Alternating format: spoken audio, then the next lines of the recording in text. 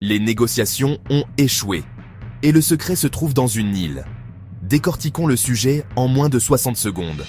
Le monde entier, 8 milliards de personnes, a vu le Premier ministre pakistanais prendre le projet de texte envoyé par Trump et le présenter comme s'il venait de ses propres réflexions. Le monde entier a donc vu que c'était Trump lui-même qui cherchait à sortir du piège qu'il s'était lui-même tendu avec son ultimatum. Tout le monde en était témoin.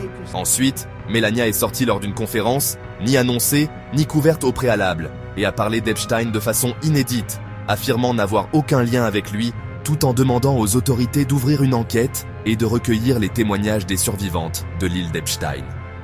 Elle a précisé qu'elle n'avait accepté de s'exprimer qu'en présence de Trump.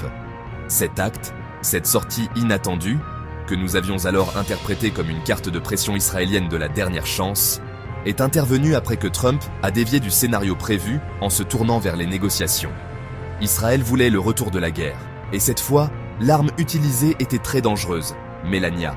Quelques heures plus tard, la délégation américaine ressort après 21 heures de négociations et annonce « Les négociations ont échoué ». Savez-vous quelle phrase a vraiment compté dans tout ça? C'est celle prononcée par la délégation iranienne, qui a estimé que la délégation américaine semblait chercher un prétexte pour quitter la table.